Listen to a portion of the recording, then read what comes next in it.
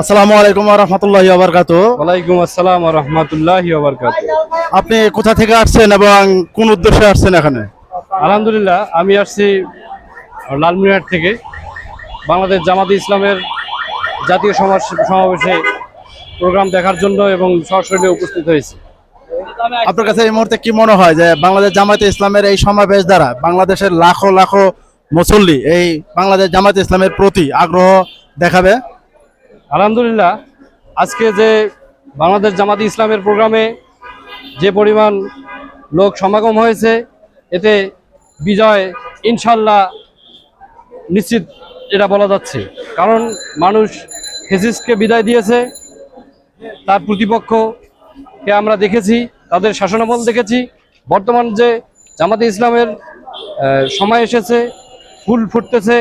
এখন যে জনগণ জামাতের দিকে দিন দিন আগ্রহ হচ্ছে এবং তারা জামাতে দাঁড়িপাল্লায় সিল মারবে, এটাই আজকে প্রোগ্রামেই বলে দিচ্ছি। আপনি কি মনে করেন যে বাংলাদেশ জামায়াতে ইসলাম যদি বাংলাদেশ রাষ্ট্র ক্ষমতায় আসে তাহলে বাংলাদেশ একটা নিরাপদ রাষ্ট্রে পরিণত হবে? ইনশাআল্লাহ, এটা বাংলাদেশ একটা নিরাপদ বাংলাদেশ প্রতিষ্ঠিত হবে যদি এই ৭ দফা দাবি নির্বাচন কমিশন বাস্তবায়ন করতে পারে, পিআর পদ্ধতিতে নির্বাচন হয় এবং সুষ্ঠু লেভেল প্লেইং ফিল্ড তৈরি হয়। তাহলে বাংলাদেশ জামায়াতে ইসলাম ক্ষমতায় আসলে বাংলাদেশ নিরাপদ বাংলাদেশ পরিণত হবে ইনশাআল্লাহ। ধন্যবাদ আপনাকে।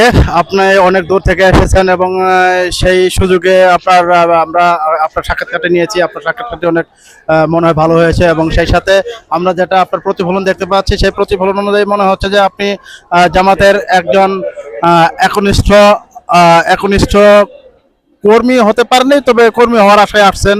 আশা করি কর্মীও হবেন, জামাতের প্রতি কাজ করবেন এবং একটি সার্বভৌম স্বাধীন ঠিক রাষ্ট্র পরিচালনা জামাতে ইসলামকে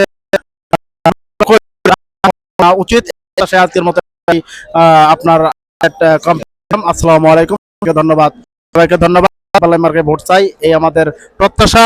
আজকের মতো এটাই প্রত্যাশা। কে বলেছে জামাত নেই? জামাত আছে বাংলাদেশ মানুষের, প্রত্যেকটা মানুষের অন্তরে অন্তরে।